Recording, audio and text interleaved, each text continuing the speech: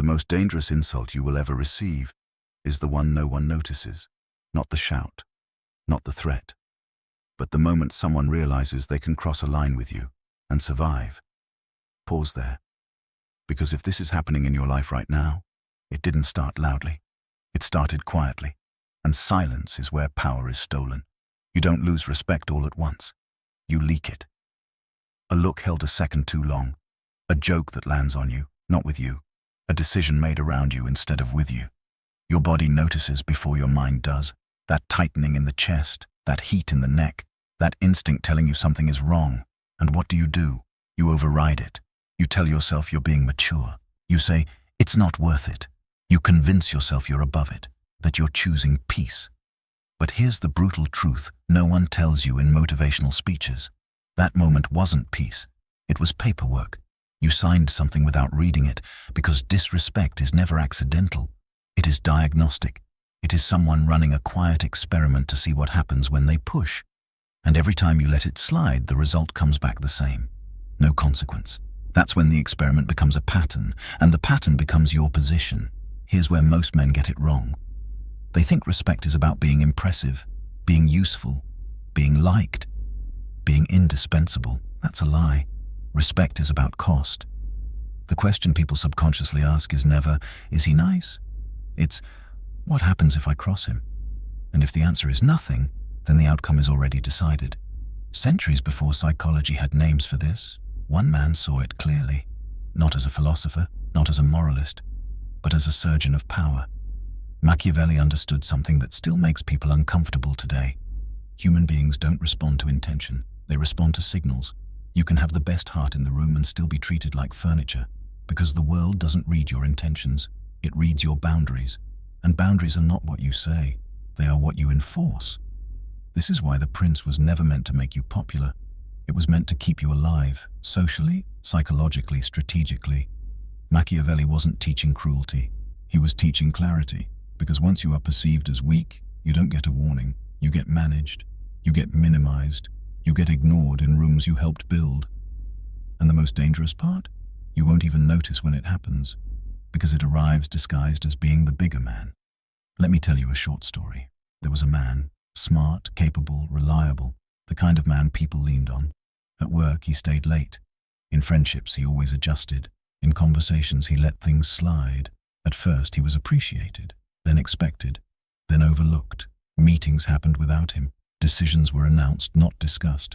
Jokes were made at his expense with a smile. And every time his instincts screamed, he told himself, don't overreact. Until one day he realized something terrifying. No one was afraid to lose him. That's the moment respect dies. Not when people dislike you, but when your absence carries no cost. This video is not about becoming aggressive. It's not about shouting louder. It's not about intimidation. It's about something far more unsettling. Ending disrespect instantly, without explanation. Machiavelli's method is not emotional. It's surgical. It doesn't escalate drama. It removes leverage. But before you can use it, you need to understand the first law. The rule that decides whether people test you or avoid testing you at all. Because once you see it, you'll realize why being nice has been costing you everything, and why the next move you make must be precise. The first rule of power is this: people don't test strength, they test silence, and silence always answers. When someone crosses a boundary and nothing happens, they don't feel relief, they feel permission. This is where most men misunderstand Machiavelli. They think his ideas are about domination, about fear, about becoming cold. No, Machiavelli was obsessed with predictability, not being loved, not being hated, but never being unclear, because unclear men invite experiments. Let me explain something uncomfortable. Disrespect rarely comes from enemies. Enemies already know where you stand. They know the cost. Disrespect comes from people who are uncertain about you. Colleagues, friends, family, men who haven't decided whether you are solid or soft. So they probe. A joke that nudges too far, a request that ignores your time, a comment that subtly lowers your status in the room. And here's the trap.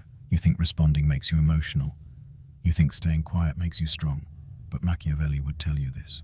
Strength that is never demonstrated is indistinguishable from weakness. The world does not reward potential power.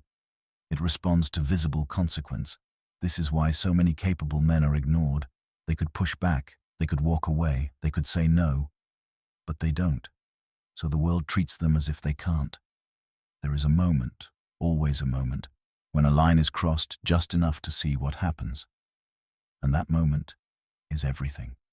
Because whatever you do next becomes your reputation. Not what you say later. Not how hard you work. Not how loyal you've been. That moment. Machiavelli understood that power is not built through arguments. It's built through patterns. If your pattern is tolerance without limit, people will keep pushing until they find it. And when they do, they won't respect you for finally reacting. They'll resent you for changing the rules. That's why explosions never work. The man who stays silent 10 times and explodes on the 11th doesn't look strong. He looks unstable. Machiavelli despised instability. He warned against delayed force, because delayed force feels personal. Immediate consequence feels natural. Think about that. When a boundary is enforced instantly, it feels like gravity, impersonal, unemotional, unavoidable. When it's enforced late, it feels like revenge, and revenge destroys authority. Here's the shift you must make. You are not there to educate people on how to treat you. You are not there to explain your feelings. You are not there to justify your standards. Explanation is negotiation, and negotiation signals weakness. Machiavelli's men did not argue boundaries. They demonstrated them.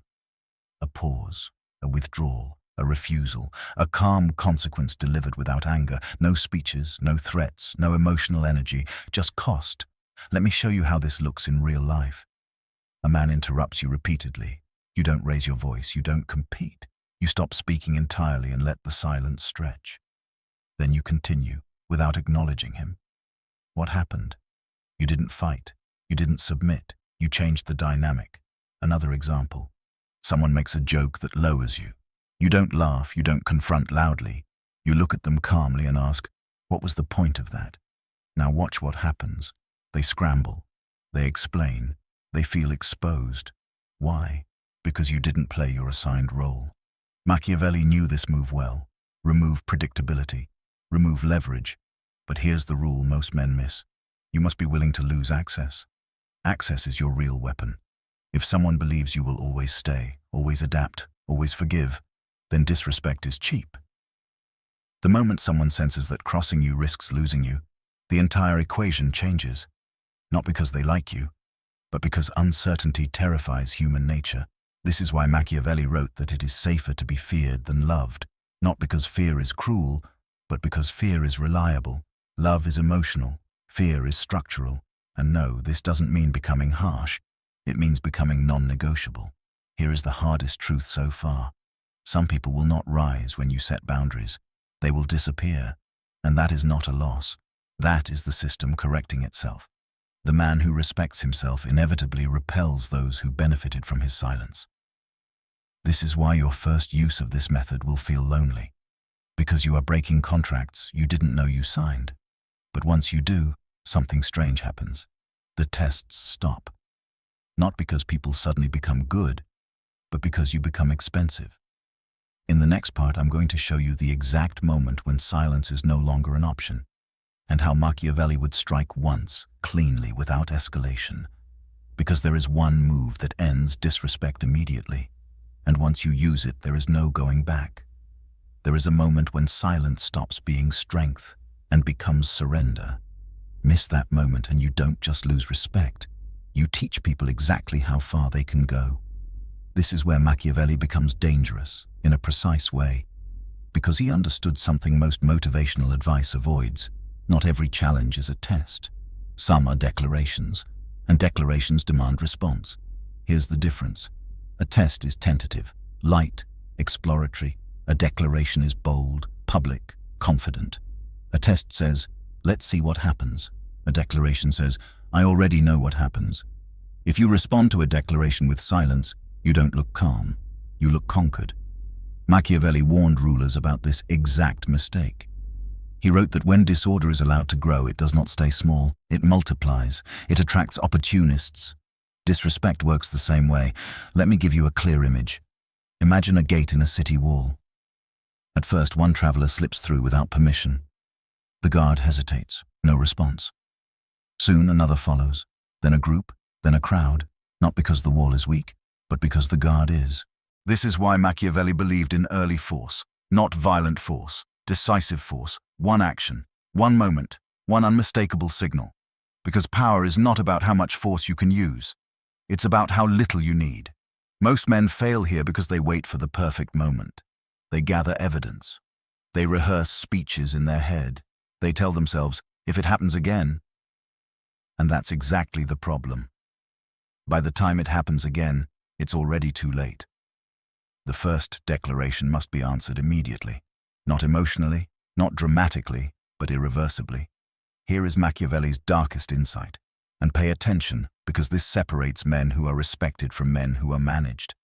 Punishment must be sharp and singular, never frequent, never chaotic, never delayed. Why? Because frequent punishment feels cruel, delayed punishment feels personal, but a single, clean consequence feels inevitable, like touching fire. You don't get angry at fire. You learn. This is where most men sabotage themselves. They either do nothing, or they do too much. They over-explain, they overreact, they try to win morally. Machiavelli would laugh at this. He knew morality is irrelevant once authority is questioned. At that point, only structure matters. So what does this single strike actually look like? It looks like withdrawal of access. Not rage, not insults, not confrontation. Access. Someone disrespects you publicly. They lose private access to you. Someone undermines you in a decision. They are no longer consulted. Someone crosses a line verbally. You disengage calmly and permanently from that dynamic. No announcement, no justification. The consequence explains itself, and here's the key most people miss. You do not wait for them to understand. Understanding is optional. Impact is not. Machiavelli wrote that men forget the death of a father sooner than the loss of property. Why? Because loss changes behavior faster than explanation ever could. Let me be very clear. This is not about revenge. Revenge keeps you emotionally tied to the offender. This is about reclassification. You silently move someone from inner circle to outer circle, from trusted to tolerated, from relevant to irrelevant. And you do it once. That's the strike. Here's why this works so powerfully. Most disrespect relies on continuity, on the assumption that tomorrow will look like today.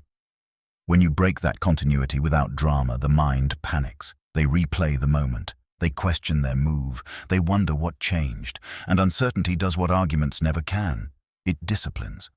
But now comes the most dangerous part of all. Because once you use this method, you face a choice. You must hold the line.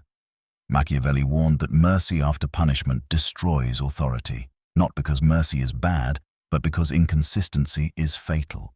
If you enforce a boundary once and then soften it to ease discomfort, you teach people that pressure works. And pressure will return. This is why many men retreat after their first stand. The silence feels awkward. The distance feels heavy. They miss the old dynamic, so they restore access. And in doing so, they reset the contract, worse than before. Because now people know you can be pushed back. This is the moment that breaks most men, the moment where loneliness tests resolve. But Machiavelli would tell you this. Power always feels isolating at first, because it ends dependency. The men who benefited from your flexibility will not celebrate your boundaries. They will resist them. And that resistance is proof you're doing it right. In the next part, we're going to expose the most dangerous lie men tell themselves when they try to be respected. The lie that sounds noble, but guarantees you'll be tested forever.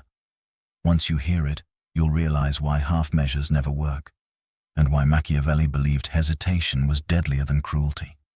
The lie that ruins most men doesn't sound weak, it sounds virtuous, and that's why it works.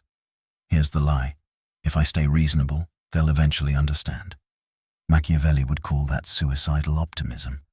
Because power does not respond to fairness, it responds to precedent. Let's slow this down. Every social environment, work, family, friendships, even strangers, is governed by invisible rules. Those rules are not written, they are observed. People watch what happens when someone crosses a line, not what is said, what is done. And here is the brutal pattern Machiavelli saw centuries ago, and modern psychology confirms every day. If disrespect is met with patience, it escalates. If it is met with consequence, it disappears. There is no third option. Men cling to reasonableness because it protects their self-image. They want to believe they are principled, above petty power games. But Machiavelli understood something uncomfortable. Power games don't care what you believe about yourself. They only care what you tolerate.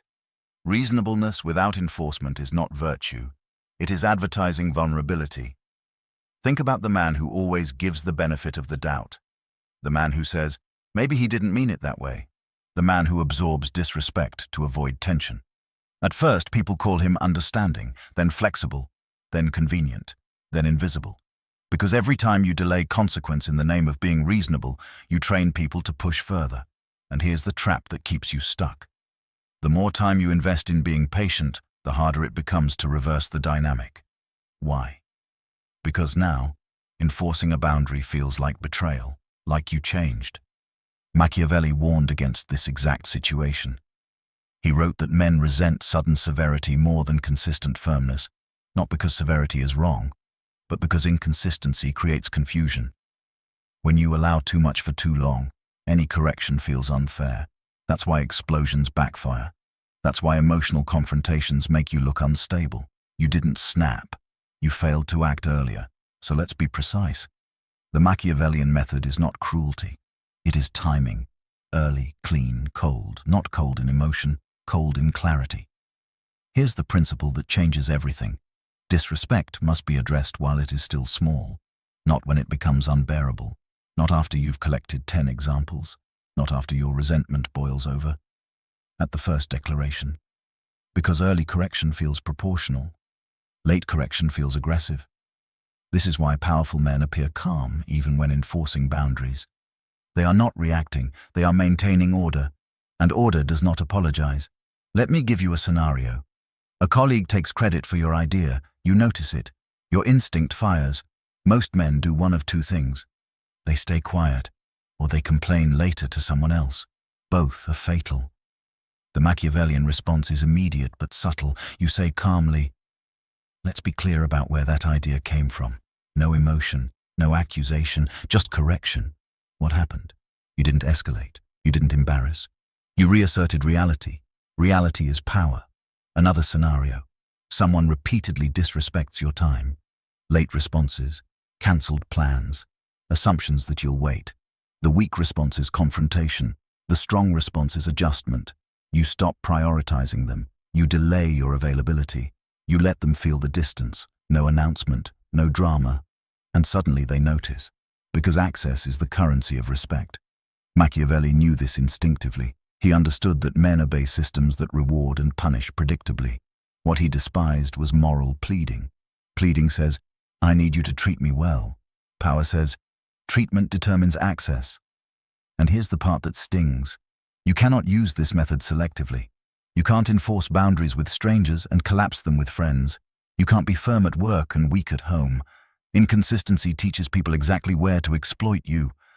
Machiavelli believed that a ruler must be the same man in public and private, not in kindness but in structure, because structure creates safety, even for others. When people know where the lines are, they stop testing. The men who complain about being disrespected everywhere are often inconsistent everywhere. Strong one day, flexible the next, firm when angry, silent when tired. This unpredictability invites chaos, and chaos always eats the man who tolerates it.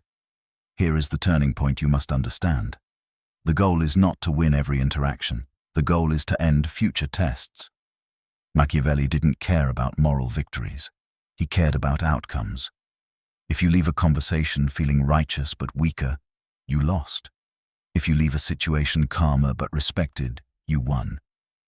But there is one final obstacle. The fear that enforcing boundaries will make you the bad guy. The fear of being disliked. The fear of being alone. And that fear has destroyed more men than confrontation ever has.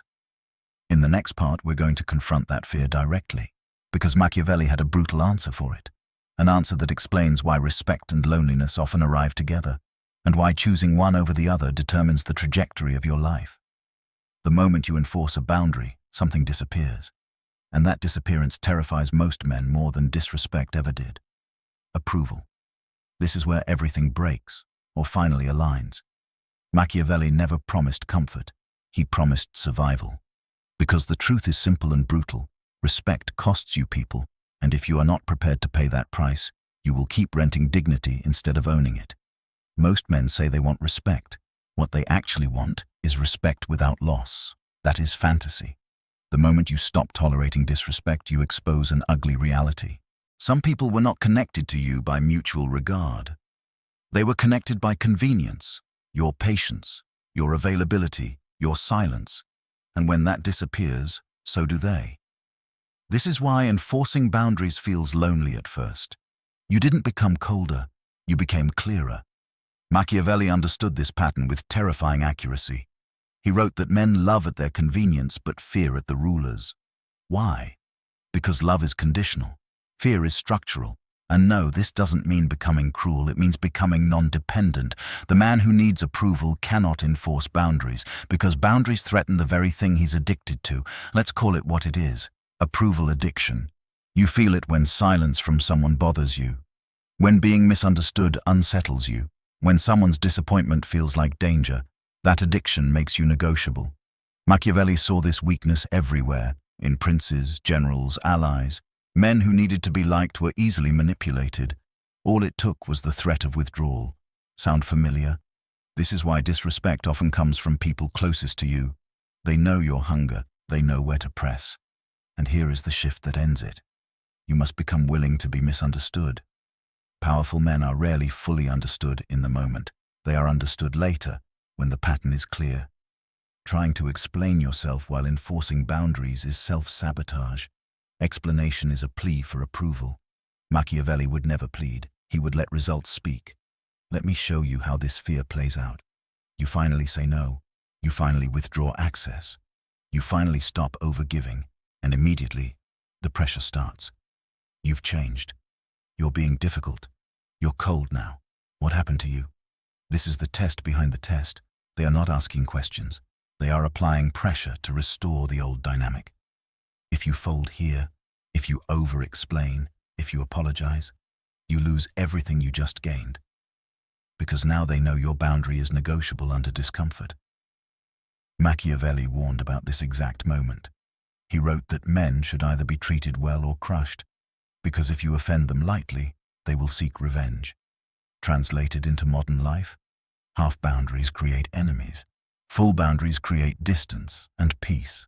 The men who disappear after you enforce boundaries were never allies, they were beneficiaries, and beneficiaries resent independence.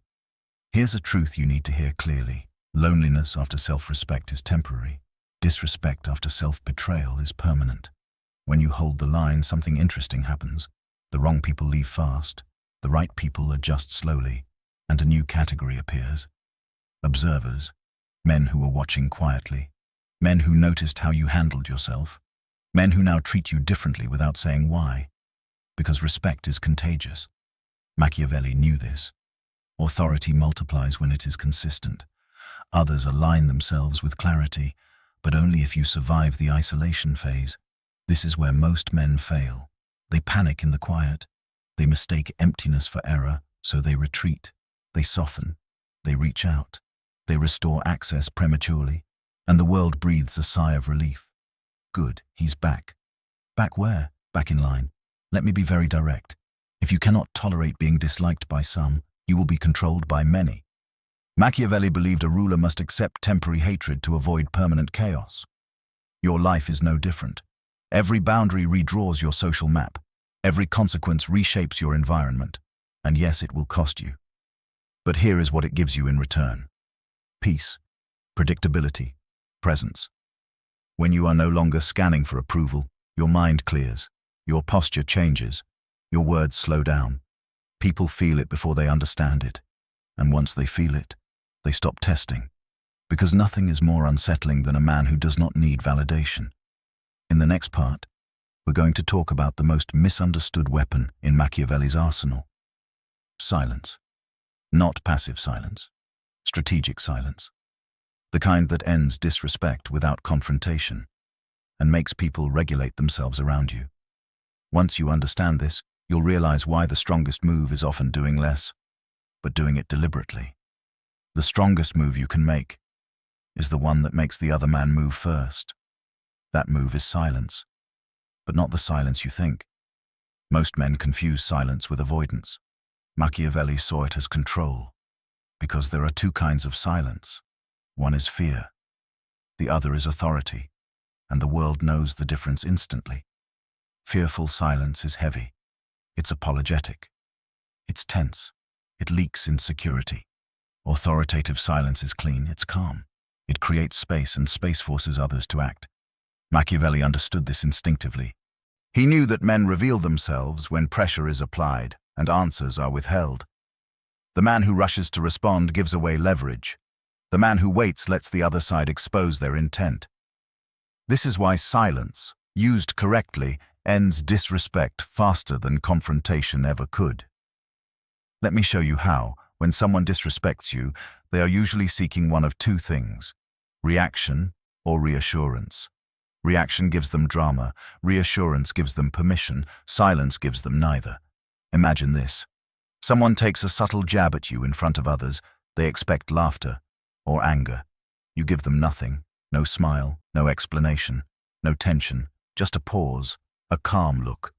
Then you continue the conversation as if the comment never existed. What just happened? You didn't submit. You didn't engage. You made their move irrelevant. And irrelevance is poison to disrespect. Machiavelli knew that power is not proven by dominance, but by non-reactivity. The man who controls his reactions controls the frame. Here's what happens next, and this is crucial. The other person feels exposed. They replay their words. They wonder if they crossed a line. They feel uncertain. Uncertainty creates self-regulation. They start adjusting around you without being told. That's authority. But there's a rule here you cannot break. Silence only works after boundaries are established. If you've never enforced a line, silence looks like weakness. If you've enforced one cleanly before, silence looks like warning. Machiavelli never relied on silence alone.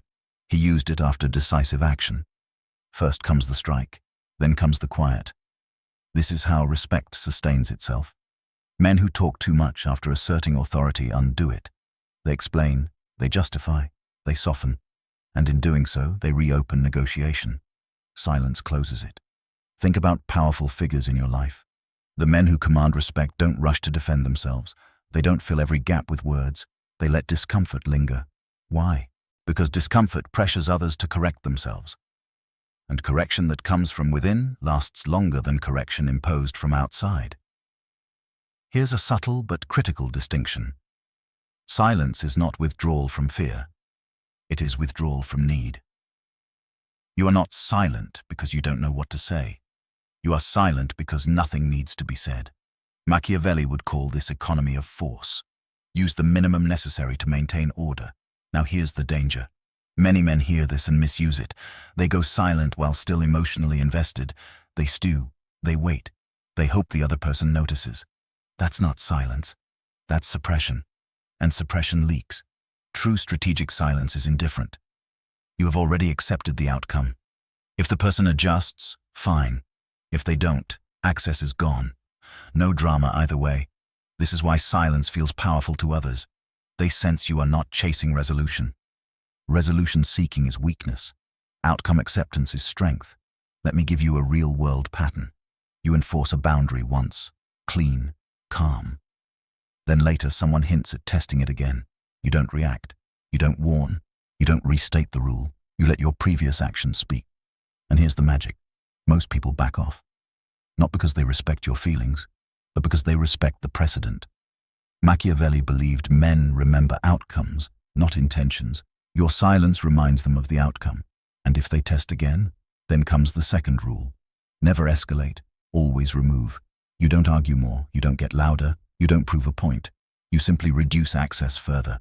Escalation creates conflict. Removal creates order. This is why powerful men seem untouchable. They are not defending territory. They are reorganizing space, and space dictates behavior. But now, we reach the most dangerous misconception of all. Many men think these methods are manipulative, that using silence and withdrawal is playing games. Machiavelli would tell you the opposite. You are not manipulating anyone. You are refusing to participate in dynamics that degrade you. There is a difference. Manipulation seeks control over others. Authority establishes control over yourself. And once you master that, others must adjust or disappear. In the next part, we're going to expose the final internal enemy. The voice that whispers, "This is too much. I'm being harsh."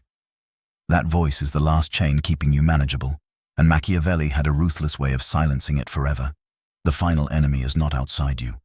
It's the voice that sounds like morality, but functions like a leash. You're being harsh. You're overdoing it. This isn't who you are. That voice has sabotaged more men than disrespect ever has. Machiavelli knew it well. He saw it in princes who hesitated, in leaders who softened, in men who lost everything, not because they were wrong, but because they doubted themselves at the wrong moment. Here is the truth you've been avoiding. Every boundary feels cruel to the people who benefited from your lack of one. That does not make it wrong. Your guilt is not evidence of error. It is evidence of change. Most men interpret guilt as a signal to retreat. Machiavelli interpreted it as background noise. Why? Because guilt comes from old conditioning, from being rewarded for compliance, from being praised for flexibility, from learning that harmony mattered more than self-respect. That conditioning does not disappear quietly. It fights back.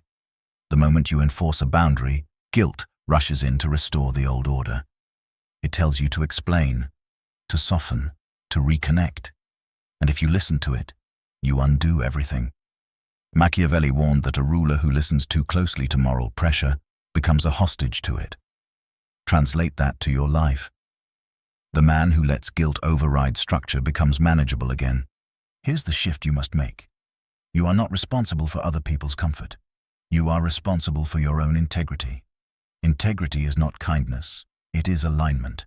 When your actions match your standards, guilt has no authority. But to reach that point, you must understand something critical. Discomfort does not mean damage.